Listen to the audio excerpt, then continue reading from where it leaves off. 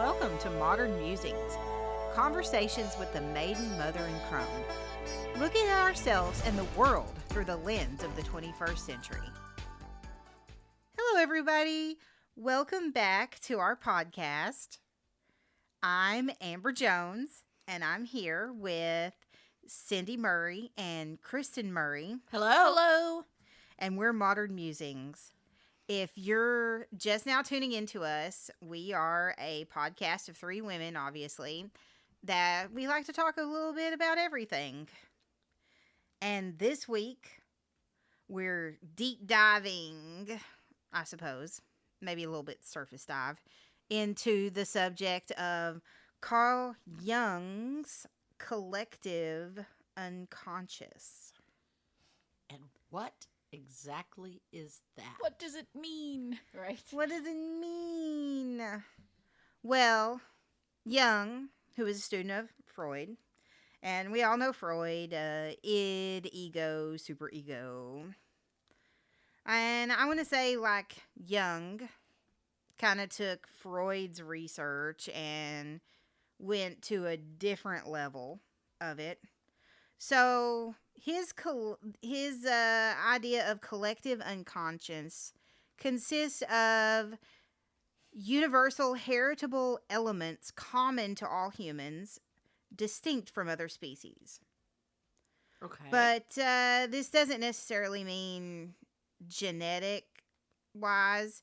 It's pretty like it encapsulates the fields of evolutionary biology, history of civilization, ethnology, brain and nervous system development, and general psychologic development of humans. Okay. That's a lot. Yeah. So basically it consists in pre-existent forms called archetypes.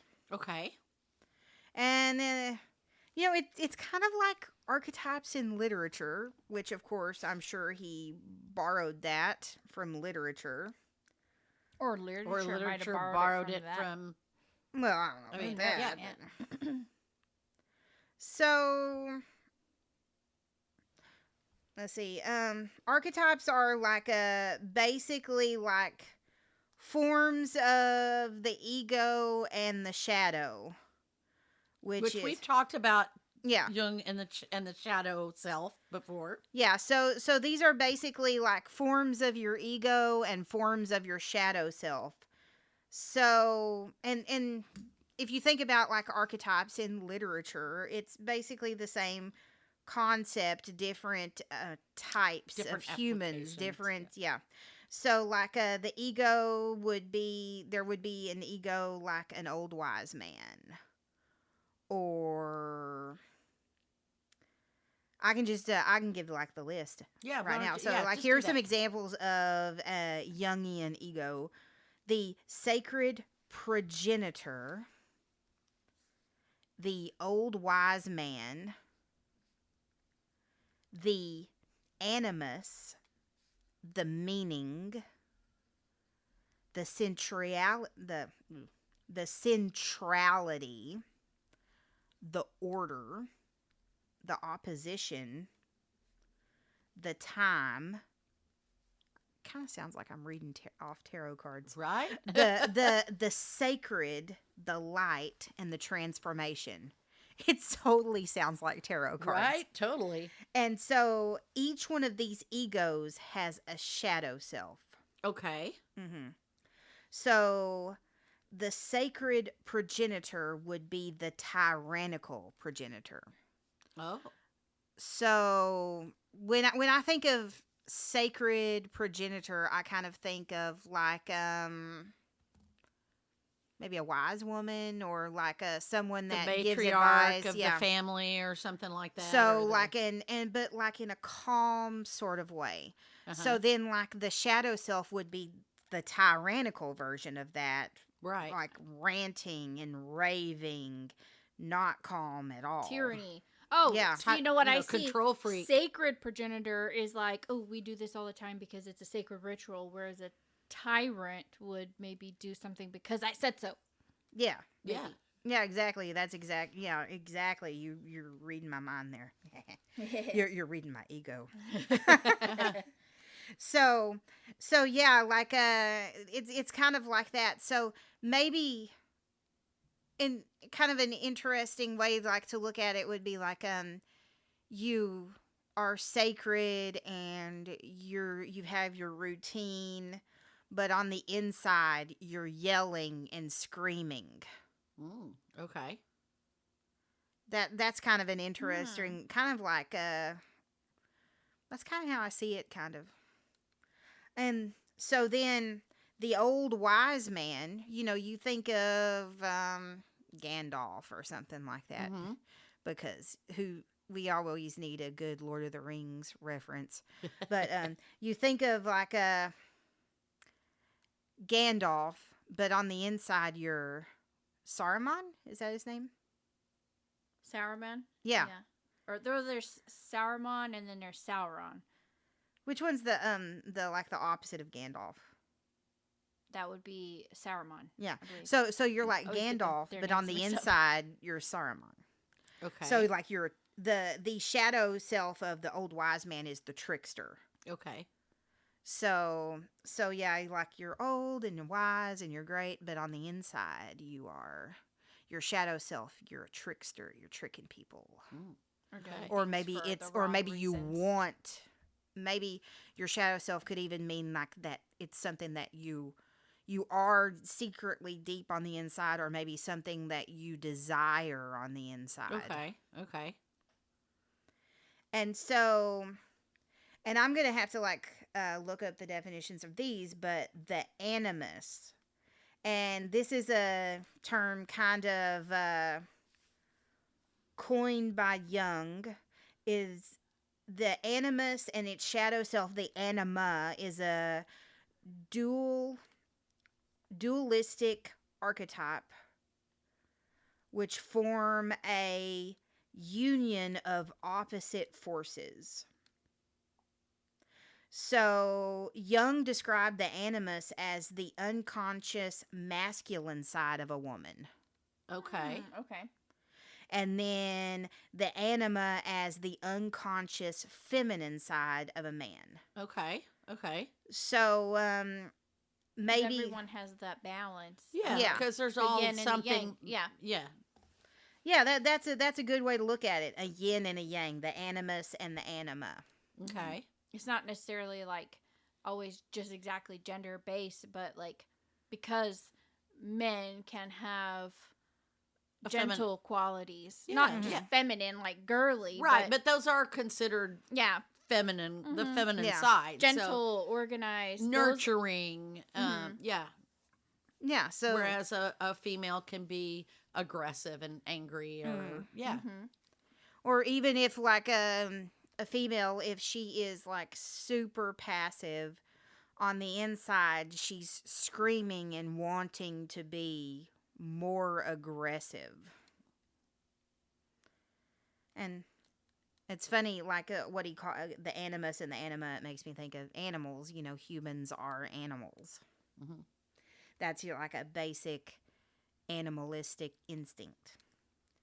So another ego would be meaning, and its opposite would be absurdity. Mm-hmm. And then centrality, and then the opposite would be diffusion. So what I see that as is like, your center point and then dispersed everywhere. Okay. And then order, opposite would be Chaos. yes. Order and chaos, and then opposition and conjunction, Mm. Mm-hmm. and then time and eternity. Oh. Okay. So what does the time and eternity, what is involved in that ego? That's a I mean, because I'm trying to grasp how. I mean, I understand these words and the meaning of the words, but I'm trying to grasp what they mean in terms of the ego or the shadow self. Yeah. okay. So when you ask me about time and eternity, they're not really viewed as extreme opposing constructs, but more as interconnected, with time being a manifestation of eternity. Okay, but how does that apply to an ego? Well, That's what I'm not time is understanding. just kind of like a representation of a possible ego. These are archetypes of, so think of like time in more of a human sense. Like when you think of time in a human sense, what do you think of? Being behind the clock. Oh, and I think running of late, being on when time. you're comparing in time, when you say a human and then you add eternity into the mix, time is something that we structure, Mm-hmm. and it's like limited to this, and it's like Right. You're getting rigid, there, yeah. and you're like, oh, this is what you have, this block of time Right. that you have to conform to. Whereas eternity also means non-conforming, endless possibilities. Mhm. Right. So opposites. Right. So conforming and non-conforming. Right. But I'm still struggling to grasp how this is an ego archetype, because generally when you're talking about an archetype, you're talking about personality types, ego types would fit into one of these categories, right?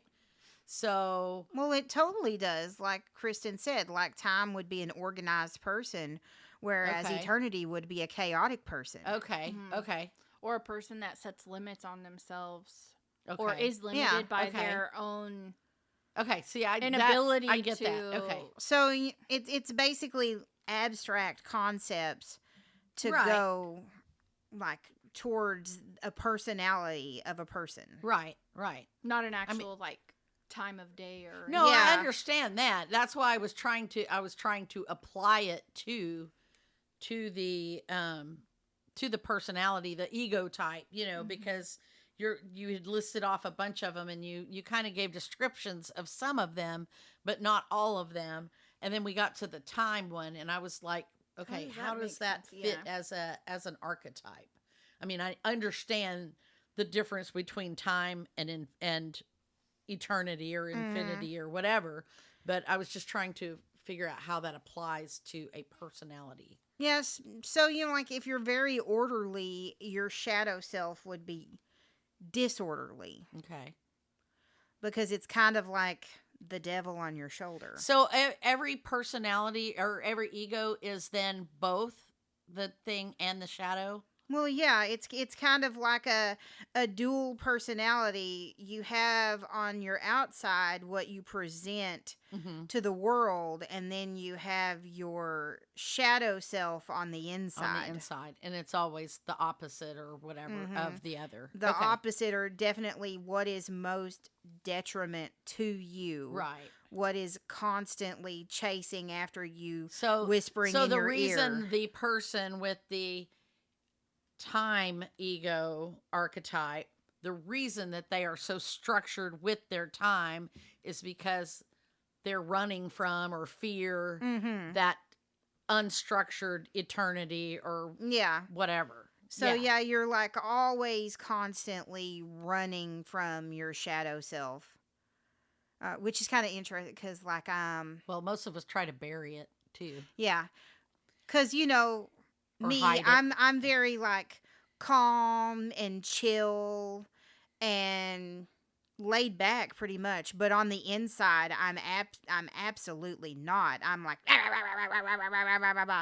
my mind going 100% all the time, 24/7, can't sleep. And I'm exactly the opposite because I'm going 24/7, always can't sleep, can't stop, can't slow down. I've always got a million irons in the fire. And what I really want to do is just slow down and do nothing. Yeah. Yeah, so it's like yeah, so it's But I'm afraid exactly, of doing nothing. Exactly. So that's like your shadow self because right you're there. afraid of doing nothing. Right. Yeah. Yes. Yeah. Yeah. And so my shadow self, like outwardly, I give this like laid back that, thing that like I'm not uptight. I'm very laid back. Everybody wants to be around me. My students want to be around me. But if like I let out what's on the inside, then I would be just like, Just which let it out. Let it out. oh, you know what? Better out than in. Right.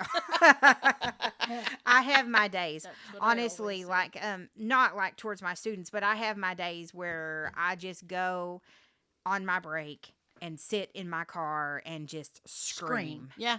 Yeah. Which is might be odd in a parking garage with people like walking by and like looking at me all weird, but there I mean, actually like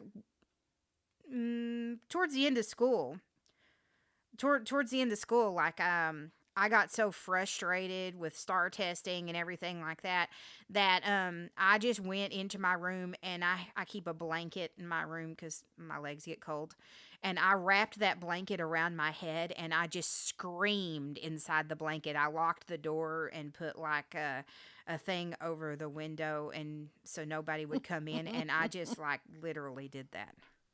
So sometimes I do have to let my shadow self out. Yeah. You know, don't be afraid to let your shadow self out. I actually have lately been trying to learn to be still, to not do things. Like I'll have a whole bunch of things on my agenda for the day, and I'm like, trying really hard to get them all done, and I will get to that after dinner time or whatever, and I'm just like, nope, not going to do anymore. No. I'm not. I'm just going to go sit in front of my TV and watch a soap opera or Grey's Anatomy or something and do nothing. Nothing. And I'm like, wow. I feel really guilty about it. I was about to ask you if I you know, felt I was guilty. like, no one's allowed to do that. I'm so glad you're finally letting yourself do that, because she's always like, come on, let's go, go, go. You know, all I the time. am. My whole life I have been go, go, Mine go, go, go. too. Well, that's the way I was raised, that you don't stop Me until it's too. done. Shh. I was, you know what? I was didn't inherit raised though. that way. I was raised you that did. way too, but I took after my dad. Yeah. But Yeah. but it is. It's really hard when you're a go, go, go person to just stop and say, I'm going to do nothing. It's hard to do nothing. It really is. I think Oh, actually I do it that's all the time. what you're relating to is one of the other archetypes. that Oh, she's I gonna know, get to. probably I so, see but- which one that is. Okay. Which one is it? She'll get to it.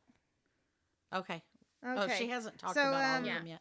So, the some of the other ones that I have on here, which I might not, if I don't get to it, Kristen, please mention it. Yeah.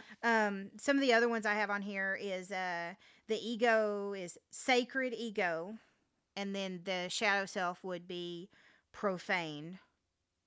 Oh. So, Wow. Okay. what do you think of when you think of sacred? Morally straight. Mm-hmm. Yeah. And profane would be anything but that. Yeah. I want to do all the bad things, or Basically all the things in the Bible that are considered, But when you think Bacchanal. of like strict, like people that are strict Bible, then like something, they're especially like kids who preachers' are- kids, preachers' kids. Yeah. they that's like what or parents that are extremely religious. Those kids grow up that way, and then their shadow self just shoots on out. Yeah, and once they they become. get I don't even think it's their shadow self. I think it's just Themselves. they're reacting. Well, but to that's that. what the shadow self is. The Right. shadow is all of the things that you have been conditioned to believe that are bad. right. And so you bottle them in. Yeah, but they because let you are them all told go. they're bad. Yeah, But Yeah. as soon as they get that cork pops, it goes. Like Yeah. you can't stop the soda from spewing out Right. once you shake Yeah, it. right. Just shake it. Yeah. And I think that's where with the ego is that whenever like Amber being at school and she's having to bottle it in because the kids like get on your edge, right? And then you finally get to that point where you're just like, I'm going to explode because they make my feelings feel a certain way. Work does that, right? Mhm. And so not then not even necessarily the kids. Sometimes it's just the coworkers or the the coworkers or environment the government or whatever. the, Yeah. the things, yeah, whatever it is that just makes you just like, I think a lot of moms do that too when they just want to Oh, go to the absolutely. bathroom and have some peace and quiet. And then they feel guilty for just going and sitting on the toilet for 5 minutes. But that's that opposite. See, they're fighting that chaos. Like, give me this little piece of little quiet. piece of quiet. Yes. Mm-hmm. And they're also fighting the fact that because they are mothers and we're conditioned to mothers being everything for everyone, that it's hard for them to just tell their kids no. So Right. instead of just being firm and saying no, Mhm. you can't have that, they got to go run and hide in the bathroom or the pantry closet just to have some peace and quiet. Right. I'm not a mother, but I totally get that, especially with my students. Like, it's really hard, especially the ones that I pretty much raised. They graduated this year. That they've been in my class every year since the 8th grade. Like, it's hard to say no to them. Mm-hmm. Yeah. It was hard. Well, and think about this way, your ego is trained to sympathize and empathize with those kids who need that nourishment from an adult that Right. caters to their That creativity nurturing, and fosters that. Yeah. And so it is hard to say no because your ego says, I can't say no to these kids because then I am putting them at a disservice. Yeah. Right? So that's where, because you have in your past felt like maybe a teacher didn't give you that service. So you may go out of your way to make your kids feel welcome and open. And, and sometimes they kind of take advantage of that too because you're always. They know you can't say no. They know right. you can't Yeah. say no. So then what happens is you can never say no, and then it hurts you Right. when you can't say no and you're at that breaking point, Mm-hmm. right? And that's when that shadow self comes out. And it's not just the kids. Like I was Yeah. saying, sometimes it's like the staff, the administrators. Uh-huh. If you're always saying yes because you don't want to lose your job, you do everything that your boss throws at you. Mhm. And okay, even though you're like A buried lot in of work, new teachers have a that lot problem. of new teachers. They don't Saying want to. no. A lot of workers do that. They don't want to admit that it's I've been too working much. for the same company for 15 years, and I you still still do that. cannot say this is too much. Right. Yeah. You don't want them to think it's too much because then they might think you're not enough. Right. And so I don't like to be a failure because that's Yeah. my shadow, is being a failure. right. Yeah. Yeah. Because that goes back to those Enneagrams that we did before, where you're the pleaser or whatever. What was it? The social Achiever. The achiever. Yes, Yeah. yes. So, yeah. I mean, I see that, and you want to do it, so you just keep saying yes, yes, yes, I can do that, even though you can't. And then sometimes you wind up buried in it. So, yeah. Yeah, that's definitely like a lot of, like, I was kind of like a mentor to some teachers this year, some new teachers, and I watched them burn out Oh, yeah. so quickly because they kept saying yes. And if you say yes to things that you're not, like, have a hard time doing, then a job will burn you out really Any quickly. job, even if it's something you absolutely love. Yeah. And I just I've been a teacher for over 10 years. So I am at a point in my career where I don't say yes as much as I used to say yes. I remember my first year teaching where I was the drama, the theater director, I was the cheerleading coach, I was the writing coach, the poetry performing, poetry monologues, performance coach. I was all of these things, and I also taught 7th grade, 8th grade, 9th grade, 10th grade, 11th grade, and 12th grade. Wow. I had six different preps that I had to do, and this was my very first year teaching. And you know what? Honestly, I had to take a year off after that. I took a year off after that. Like Yeah. I can imagine. I it mean, that's a lot. it burnt me out. And I did the same to myself when I was in college. I took excess college classes every semester, and I could have graduated with my associates after a year and a half, but I ended up slowing. My mom advised me to slow down, Mm-hmm. and luckily I didn't burn myself out too bad. But then I still had to take a break from college after a year whenever I moved out here. Yeah, because I took too many classes and burnt myself out. I think women are really particularly bad um about doing that. And I think it's because we feel like we have to do more in order to stay competitive, in order to prove that we can do as much as Mm-hmm. men can or whatever. Or just against other women. Yeah, Yeah, competitive against other women. and we're making up for taking off time to build families or whatever, and so we feel like we just have to just keep piling it on. And there's these expectations of being a having a great career, but also running a tight household and keeping your family and your husband happy or whatever. And it's really a lot. And we do that to ourselves. But I just don't know. I don't think men do that to that extreme that women do. I think that maybe they don't share it like we do. Well, maybe.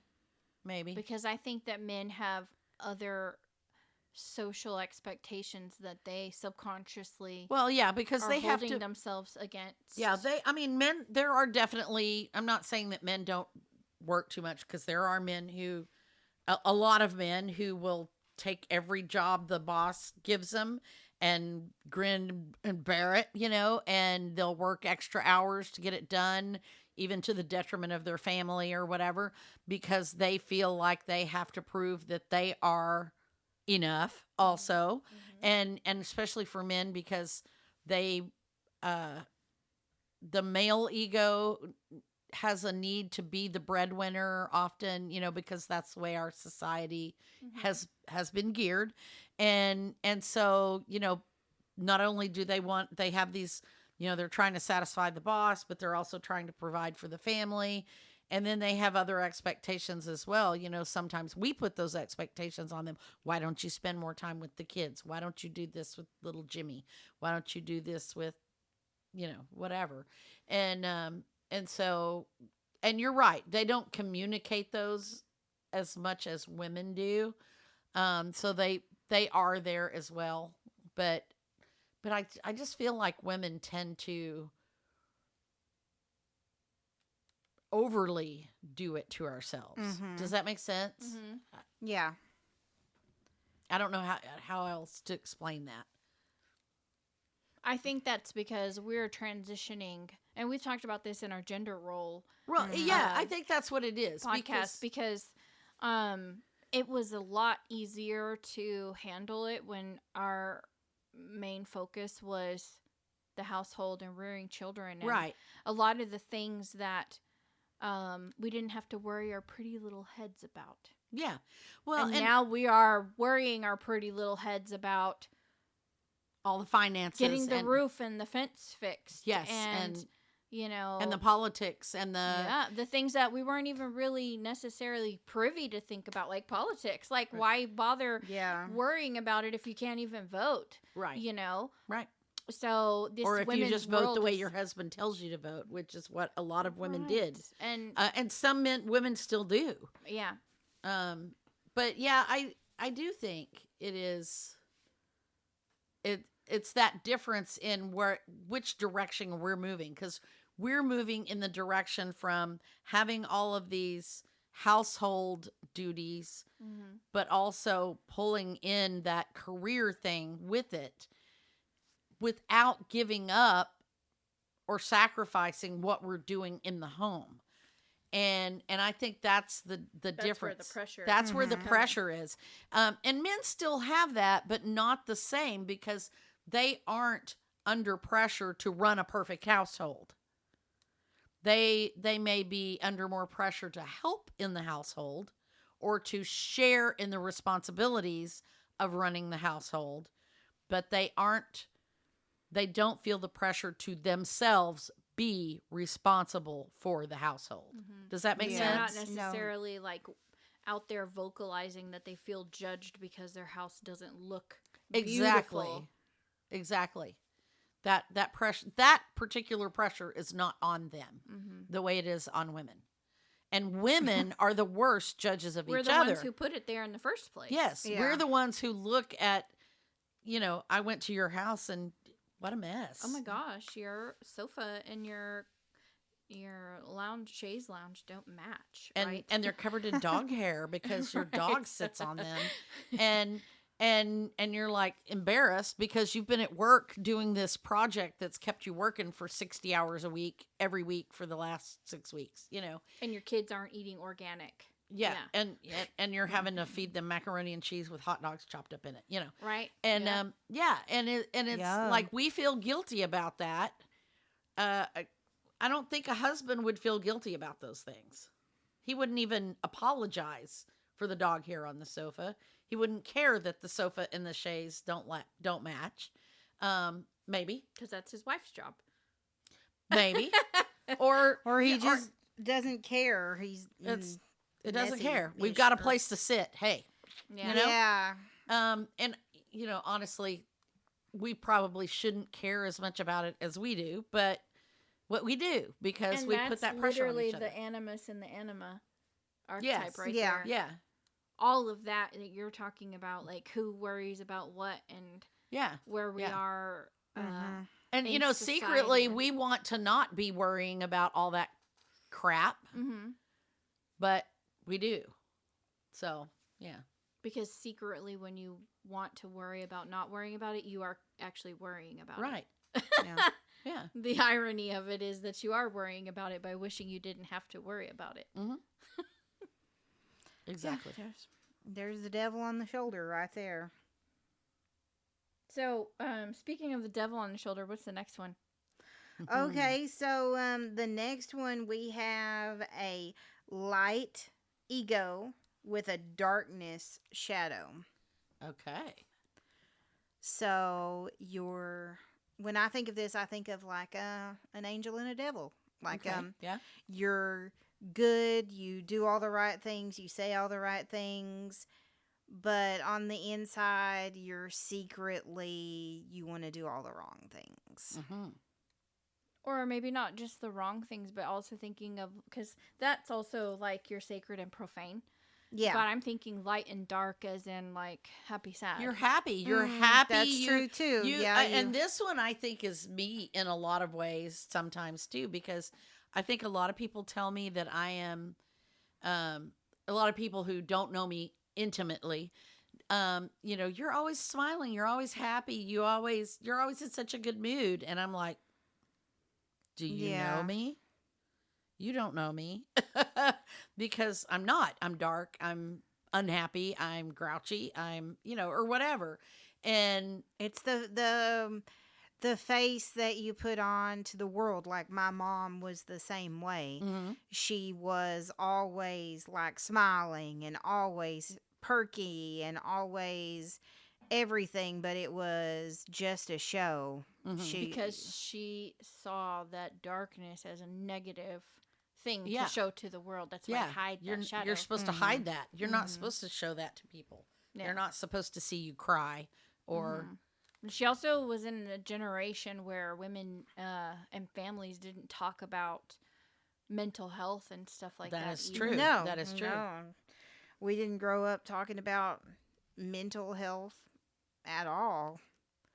And it was like and both my parents worked in the mental health field, and it was very devastating to both of them when I was diagnosed with bipolar disorder. Mm-hmm. And Not my daughter. yeah, You're- not my yeah. daughter. No, no, you're not, because there are people with bipolar disorder in the mental institution that I work with, and you don't belong in a mental institution, so therefore you're not bipolar. Mm-hmm. And and it's just like, well, mom, and that's kind of like the ego and the shadow right there. That's also a shadow. That's something that I hide away from the world, Mm-hmm. like my baser instincts of like I act correctly, but like I said, in my mind I'm screaming. Mm-hmm. Yeah. And that's That's the definitely mania or that's whatever. yeah, that's the bipolar Yeah. disorder Right. right Yeah. there. And and that's exactly what I told my mom. I was like, I want to do all of these things, but I also know right and wrong. Mm-hmm. Yeah. So therefore, unlike your criminals in the mental institution, they don't understand right and wrong, or they don't care. Mm-hmm. Yeah. That's one thing that's really interesting about the shadow and how the ego reacts. This kind of goes to like when we were talking about Eckhart Tolle and stuff too. Whenever you see that reflection of that shadow where you're like, oh, I don't like the way that made me feel. You have to see also that your reaction, or just in general in life, like your reactions to things impact other people. So like your mom had a shadow about you not having, Mm-hmm. a need for additional mental health care, right? Yeah. Your mom was just in disbelief. So in a sense, I mean, you kind of lacked out on getting like proper help, right? Oh, for sure. Like Yeah. I never saw So- a therapist or anything until I got Exactly. it for free in college. See, and so because that was a part of your mom's shadow, it affects other people. So like if I am, feeling a certain way about how people react, Mm-hmm. and I react to that, then I am treating them a certain way because of Your shadow. my shadow. And so that's literally what Amber's mom did, was react to Amber and treated her differently because of something internal that she to was her. battling with. Yes. Yeah. Mhm. And your shadow is not just something that you hide away. The thing that people don't think about is that it impacts other people around you Right. because of the way that you treat them. It guides. Yeah. It actually impacts you. Mm-hmm. Even though you try to hide it away, it shadows everything that Just you do. because you're hiding it away also. Well, and the hiding it away is not necessarily hiding it from other people. It's hiding it from yourself. You Mhm. don't want to look at it, so you pretend that it's not there. The shadow is there, and you're not necessarily hiding it from other people. It's like you don't want to see it And yourself. you tell it, nope, we're not going there. Yeah. Right? And you keep it locked up so that you don't have to deal with it. Mm-hmm. But Yeah. you need to deal with it, because then it will explode and the Right. consequences will fall back on Right. you. Mm-hmm. Right. But I think a lot of times we don't deal with our shadow because we're afraid to let it out. I've often said this before, when I was in earlier, even before Mark passed away, that I wanted to cry over something, but I was afraid to let myself cry because I was afraid I wouldn't stop. Mm-hmm. And I've heard other people, have that same sentiment. I don't want to start crying because I'm not going I won't stop. And so I think that's a lot of times what we do with that is we lock it up as shadow and don't let it out. Don't feel the feel. Right.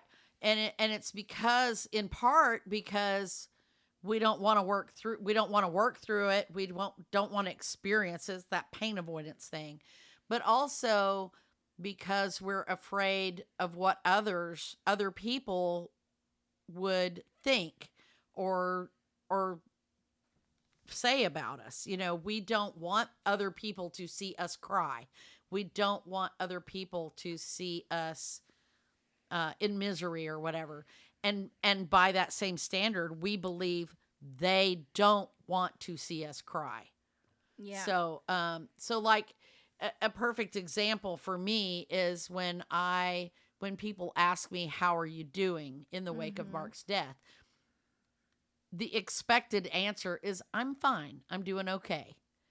Because they don't want to hear how you're really doing. Does that make sense? No, when somebody asks you how they're usually when somebody asks you how you're doing, it's just like kind of a polite, like, hey, Right. how are you? They don't want to know. They don't want you to stop and be like, well, this and this and this, Right. and this is the reason Right. that this and everything. It's, yeah, they don't want to actually But hear even it. if they're a really close friend and they're saying, how do you feel? They don't really necessarily want you to open up and spill your guts. So we get into this habit of like stuffing that back there, and that that becomes part of that shadow. So, our last ego on the list would be transformation. Okay. So, what do you think the opposite of transformation would be? Stagnation, Yeah, lack so of change, or yeah. whatever. Yeah. So like fixed, like Okay. a fixed point, like fixed point. Okay. Yeah, so that's a transformation where you're evolving and being healthy, where fixed point would be you're stuck. Okay. Yeah. That's you. You think that's me? Yes, I'm because you're stuck. always talking about always moving. Because I'm not saying you are stuck, because You were waiting for me to get to that exact yeah, I'm one. the transition. I'm yeah, the transition. yeah, because you are always, that's your motivation. That's Yes, like the I'm very ego growth is the minded. one is the motivation. What is the motivator? It is the opposite is what keeps you doing that. So you're always trying to go, do something, because you don't like The status quo. the stagnation or the status quo or the fixity. Yeah. And so Mhm. when you look at why don't you like that, you could say, well, because I had, a rough childhood where we didn't have things. So I want to have things. Yeah. I want to have a Yeah. better life, right? So it's the Well, and I'm very upbringing. growth minded. I Right. do. I am very growth minded. I've talked about this with my therapist. I'm very growth minded in that I always want to better myself. I want to understand myself better. I want to change and be a better person. And part of that, the shadow of that, is that I am afraid of being the people I was raised by. I am afraid of being stuck because those people were stuck in very selfish egos, attitudes, and I want to be more enlightened than that, or whatever. Mhm. I'm not wording it very well, but you kind of get the idea. I think you're right. I think that one fits me very well also. I think there's several of them in there. I mean, what does Jung teach about these archetypes? Are you either one, I think you could be all or of cre- them. No, or no, can you be- you're not. You're not like a stuck. blend of them? Yeah, you're a blend. You're not Right. stuck in one archetype. Okay. Like you can be, like especially like the anima and the animus. Like those are entwined in everybody. Right. So like you can't, one single archetype is not gonna fit you. Like you can Right. You can be be multiple a blend of archetypes. all of them. Okay. You can have multiple shadows, Mm-hmm. and a lot of these kind of blend together anyway. Well, they do. Yeah. So, because like the shadows are kind of like, the dark things like tricking and darkness and stuck and chaos and confusion, absurdity. Like these are all things that can be blended into one. Mm-hmm. These are just this is just like breaking it down to like different kinds of egos, because a Right. person can have multiple egos and multiple shadows. Right. Okay. Okay. That makes sense. And I, like I said, I kind of identify with several of them on there. But I think Kristen's right for sure on that. The transition, you said it was transformation. Yeah. Fixity, Yeah. Yeah. But yeah, I do. I see that a lot. But what about you? Which one do you think you are, Kristen? Or which ones resonate with you? I think that the first one, the sacred progenitor was progenitor versus the tyrannical, because I think I've talked about me like kind of hulking out. Yeah, you have. Because I almost like have like this like things have to be a certain way, you know, and I really struggle with that, when things don't go my way. Right. I relate to that one a lot too, because I'm very much a proponent of family traditions and things like that. And then, getting upset when it's not exactly what it's supposed to be or whatever. So, yeah. Or in just, I think also like the other key aspects of that is being like a gentle, easygoing person that kind of goes with the flow, versus like the tyrannical person is like stomping through and like freaking out about stuff. Right. Yeah. And the military dad that runs his household like he's a drill sergeant kind of thing. That's what I see there. Yeah. And kind of like when you're looking at like when you see people like that, they're cringy, right? Yeah. So you also go, ooh, that's really bad, right? To behave like that. So then you try to not be that way, but then when you're triggered to be that way, you freak out about it. Right. And right. so it's like this vicious cycle, because then you get upset that you're upset. And so for me, like, that's the one I really struggle with, because when I get upset about myself that I'm upset, and then I get upset that I'm upset about myself, and then I get upset because I'm upset. Like, honestly, like, that makes so much sense to me. I don't know if anybody can, like, resonate with that, but, like, at some point, I don't even remember what I'm upset about. I'm just upset the fact that I'm upset, and I don't remember why I'm upset. Okay. Which is definitely crazy ridiculous, but... Yeah. I mean, it's one of those things, like, I would like to just have peace in my life, but I think you can't just have peace. You have to make peace with yourself, with those things that make you upset. Those things don't go away. You have to make peace with them.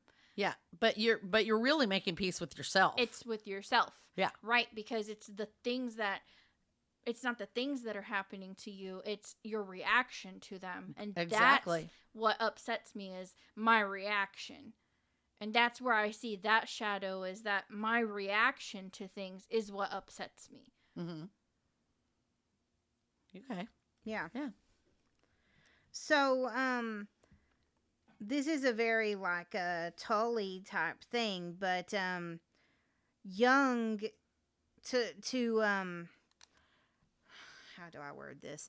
Jung to encouraged his patients to explore these archetypes and have conversations with themselves to I guess to bring like peace between the ego and the shadow. Right.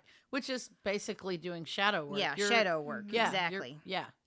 You're bringing those things, those shadow feelings and reactions and whatever to the front. It's been working for me so well, because when I first started doing it, having this conversation with that shadow was, at first, it was a aftermath effect, like, oh my gosh, I can't believe I felt that way and I acted that way. But it was like long term. It took me a long time to see it. Like, wow, I can't believe I acted that way 10 years ago. I can't believe I was upset about that, or I can't believe I wasn't upset about that. Uh-huh.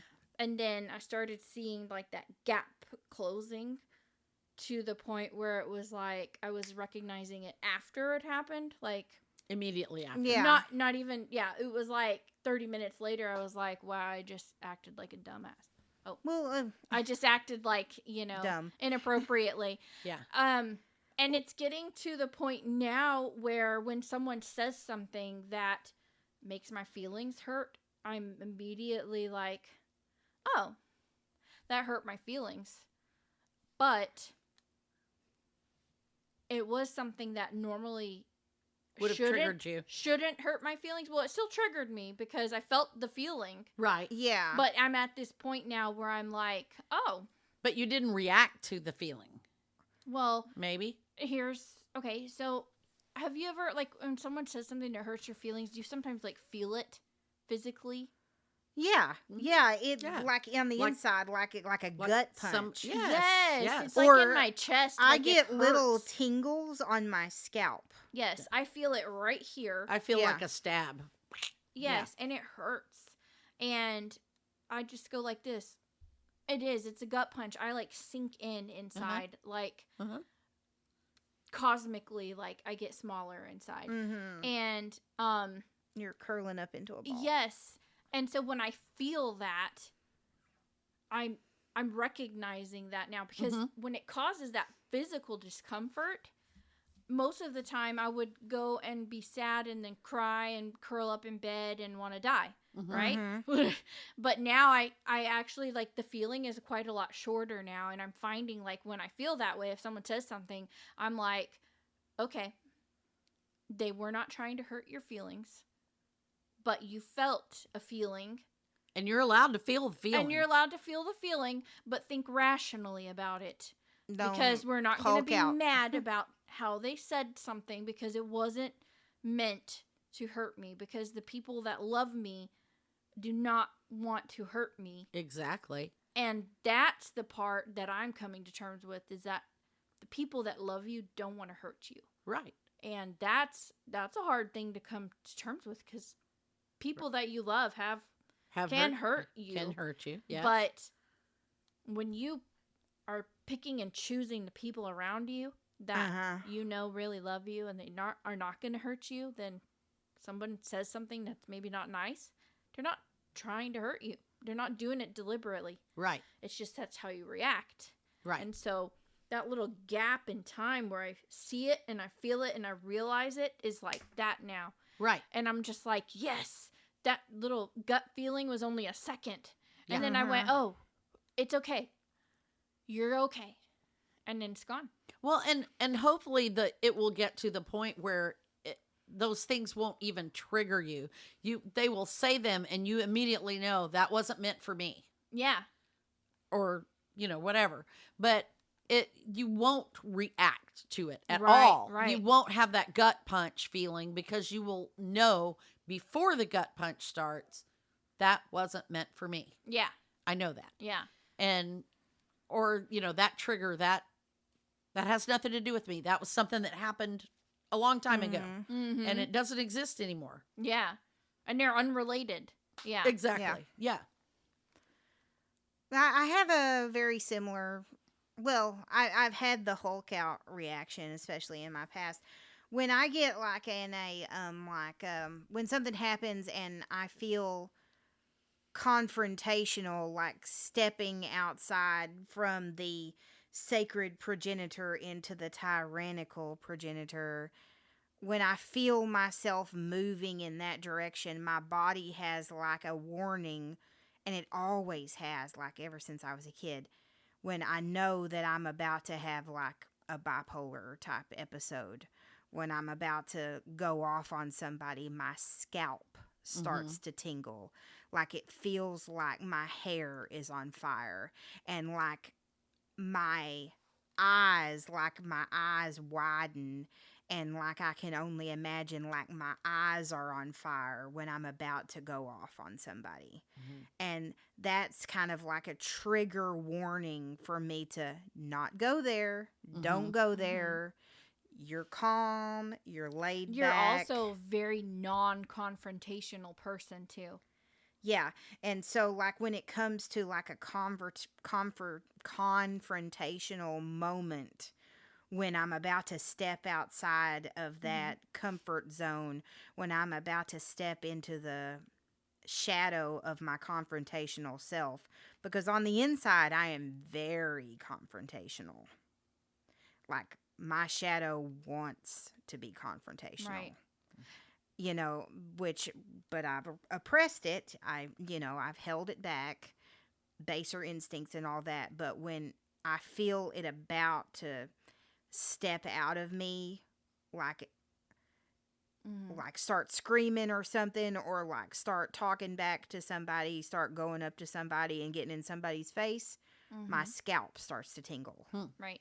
I'm gonna point something out, Amber, because the shadow, although we say, "Ooh, it's the thing that's the bad or the negative aspect," Right. It's it is not. not always the negative aspect. No, sometimes Because- you do need to confront people. Yes, and that's where I was about to say is that when people are stepping on you like a doormat, you have to be able to say no.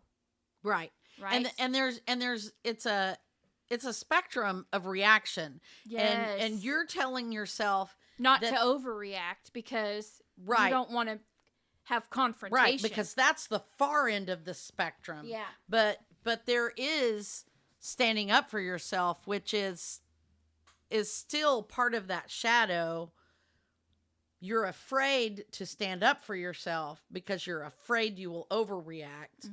But just like I you're will afraid to cry because you're afraid you're going to I'm overcry. Yeah. Well, I will definitely overreact, kind of like that incident in college with Tamela and our whenever she came and put the notification on our door, I totally overreacted. I went off on that woman and it was over the phone, so I was hopefully she was crying. She probably wasn't because she was very satisfied, but I overreacted, and there have been a lot, which is why I try not to react. Right, but that's the because shadow work that there you are need to do because is to points get yourself in my life right. where I have overreacted, and it has been a not great thing. Right. Right. But that's the shadow work. See, that's why that's part of your shadow. But in order to blend those two, you have to get to the point where you release that shadow and let it be part of you, that you do react, but not at that extreme. And that's where that shadow work comes in. Once you deal with that part of yourself, then you can learn to control the flow of that shadow. Your ego is your brain. It's the computer that says, "Oh, this bad thing happened to me one time, so I'm going to send you signals anytime we get remotely close to something kind of like that bad thing." So, for me, getting my feelings hurt by someone who's really close to me, it's a trigger. It is a trigger. And so the tone of voice, the way someone says something to me, triggers me because it hurts my feelings. And that's what sends me tyrannical, right? Right. Because I can't have been able to just go, "Oh man, that hurt my feelings, but I'm okay now." Because my ego is protecting me to not get my feelings hurt by anyone. Right. So I'm like, "I will punch your face because nobody can hurt me." And so I have this really tough exterior now. Right. But when because you of deal with that shadow self, then people can say things and it might hurt you a little, but you deal with it and you realize it's not the extreme, might not hurt as bad as you think it did, exactly. or that it was going or what to. they said wasn't as bad as what my mind blew it out of proportion to be. Exactly. Because that's what my ego was doing. It's blowing everything out of proportion so that it's a warning, and that's your little tingly brain is telling you, warning, Amber, you're about to get mad at somebody, and we're non-confrontational, so we don't want to do that, right? Because we don't want to do it at all. We don't want to get mad at all. When I get mad, it's scary. Well, and that's why I say that is the thing that you need to address with your shadow, is controlling that scary part of your. It scares you. Mm-hmm. That's why you don't do it. And that's why you don't tell people no, because of the consequences that might happen. What if I tell them no and then they're confrontational? All hell breaks loose. Yeah. Then I will have to confront them. Yeah, but see, Exactly. if you learn to... Oh, Pam Garvin's going to come out, isn't she? Oh, Pam Garvin's in there. She going to pop out. But once you learn how to deal with that, you feel that tingly sensation, and you know that it could go to that extreme, but you control it and let it out a little at a time. You look at it really hard, you face it square in the face, and you go, I'm not going to let you blow up and hurt somebody, but I am going to stand my ground. And I'm going to tell that person in a controlled way what I think about them or whatever. Yeah. Yeah. And you have to learn to do that. Mm-hmm. Oh, I mean, I have done that. Oh, and I do that. I still, while I'm doing it, I still have that tingly sensation on my scalp. Well, that's just your ego telling you, stop doing careful, that. Be careful, be careful, be careful. We don't want to go there. But just because you think that's where it's going to go doesn't mean that's where it's going to go. That warning sign is there to protect you from the things that have hurt you. Mm-hmm. And we know that those things have hurt you in the past, but it doesn't, just because you get the early warning sign doesn't mean it's going to hurt you every time you encounter that. Yeah, and that's definitely something that I'm working on. Yeah. So my Good discussion. My other one that I found probably would be the light and the darkness. Mm-hmm. And I think that really goes along with the sacred progenitor and whatever it was called. Progenitor. Progenitor. Oh, yeah, definitely. I tried to write it down, but she read them so fast, I was like, I spelled it wrong. I wrote projector. Oh. But I think that the light and the darkness one kind of goes with that, because I think that the tyrannical comes out because the darkness becomes too much. Mm-hmm, mm-hmm. Definitely order and chaos kind of go with that too. Like, those three kind of all go together. Order and chaos, a bit. Yeah. And I think that's the control freak in me, because same thing with like things and people is, things are easy to control because you put them where you want them, but people are not. Uh-huh. Yeah, you saw what I was going with that. Uh-huh. And I think you totally are resonating with that, because Yes. people are not. People are chaos. Yeah. And but I can control a schedule. I can control a timeline. I can. So when Yeah. the people things get out of control, or I say out of control, they're just not in my control, the people things, I tend to try to have order and structure with the physical things. Yeah. And that's when I get like too deep into my work, or reorganizing the house. I was about to say I start redecorating, because I feel like some semblance of control. But then again, that's my ego going, oh, instead of confronting people or dealing with these emotions or feelings and things, let's just, move boxes around. And I think that's something that hoarders do.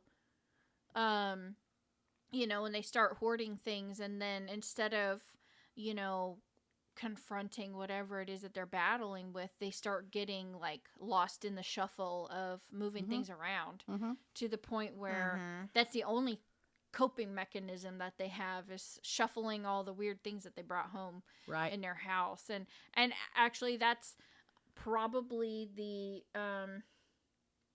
order and the chaos ego also there, because I'm afraid of that. becoming so out of control Mm-hmm. that Mm-hmm. I have a life like that. Maybe not necessarily a hoarder, but something to that extreme. Like, I'm afraid of that. Like, Well, we have family members right. who Like- lived that. Like, so I'm obsessed with it, you Yeah. know? yeah, Understandable. And so, I'm constantly like, that my ego is trying to also have chaos, or not chaos. Yeah.